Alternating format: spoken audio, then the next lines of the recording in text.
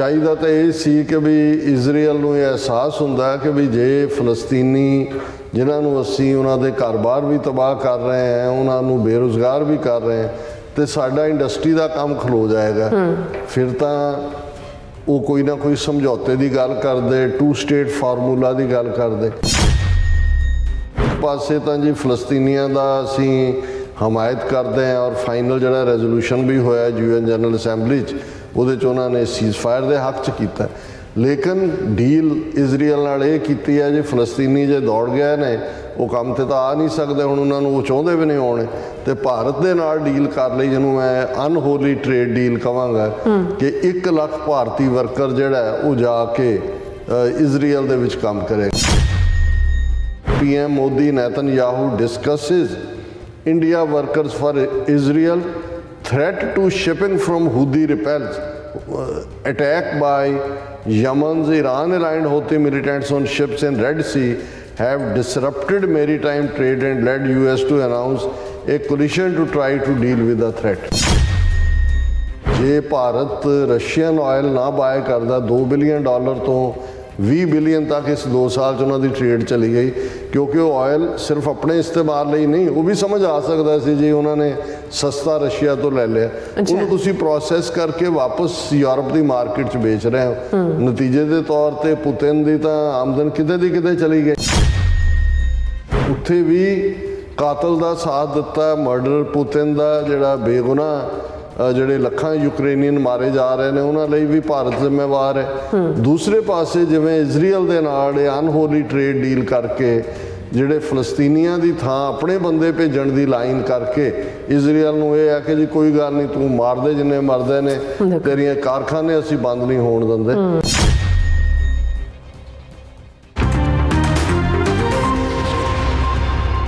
Viewers welcome back on program. So इस गलबात करने जा रहे हैं कि दुनिया भर में जिथे बेगुनाह फलस्तीनियां नूं मारे जाण नूं लै के इजराइल वाल रोस जिहड़ा वधदा जा रहा है, उत्थे भारत वालों इजराइल दे नाल जिहड़ियां पीढ़ियां साझां बनाईयां जा रही ने। सो इस समझौते तहत तक जिहड़े हैगे भारत वालों इजराइल विच 1 ਲੱਖ वर्कर जिहड़े ने वो भेजे जा रहे हैं, जिहड़े फलस्तीनियां मजदूरां दी थां लैणगे। सो इस बारे आपां गलबात करन जा रहे हैं।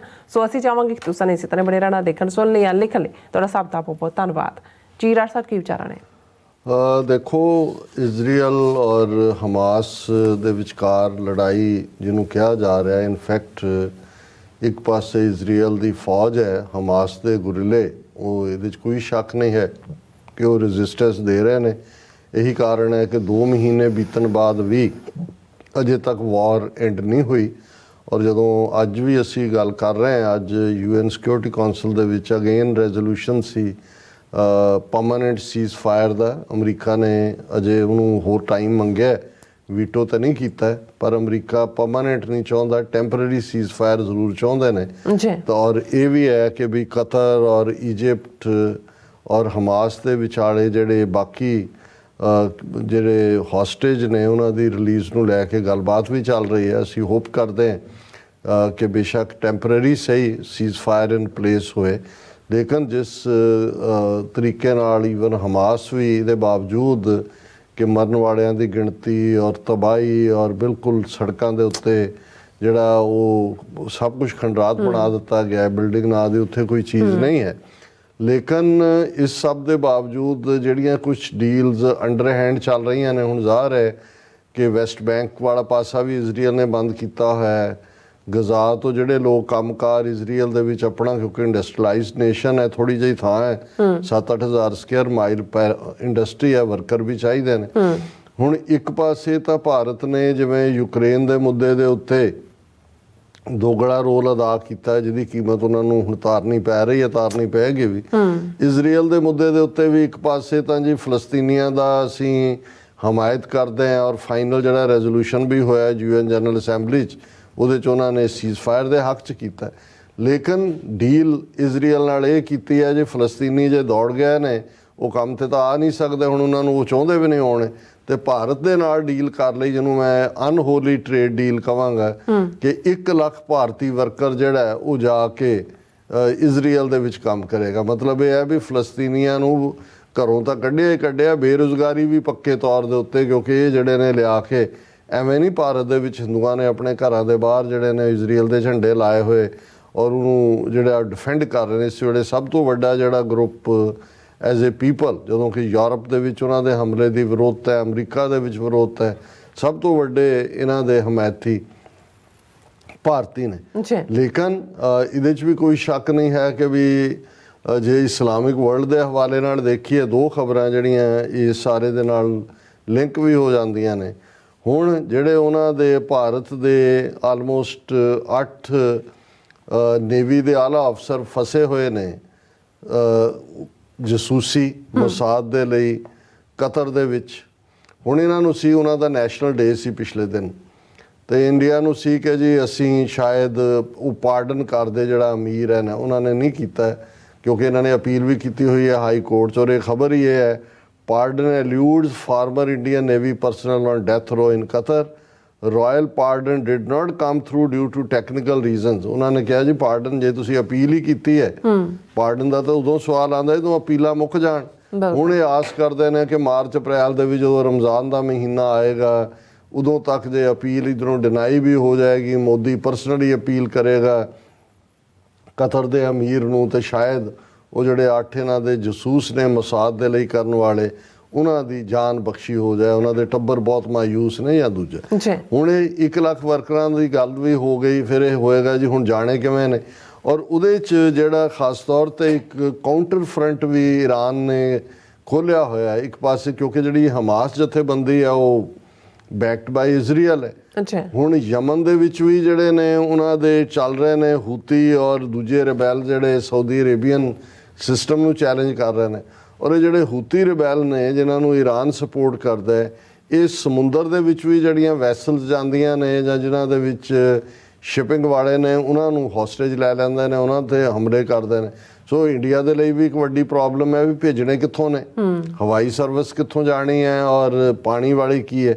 ਸੋ ਇਹ ਸਾਰਾ ਜਿਹੜਾ ਹੈ ਕਿ ਇਹ ਖਬਰ ਹੀ ਇਹ ਸੀ ਮੇਨ ਇਹਨਾਂ ਦੀ, PM Modi Netanyahu discusses India workers for Israel threat to shipping from Houthi rebels, attack by Yemen's Iran-aligned Houthi militants on ships in Red Sea have disrupted maritime trade and led US to announce a coalition to try to deal with the threat. ਹੁਣ ਕਿਉਂਕਿ America ਦੇ ਜਹਾਜ਼ਾਂ 'ਤੇ ਵੀ ਹਮਲਾ ਹੋਇਆ ਹੈ, India ਵਾਲੇ ਵੀ ਜਾ ਨਹੀਂ ਸਕਦੇ, ਦੂਜੇ ਵੀ ਨੇ।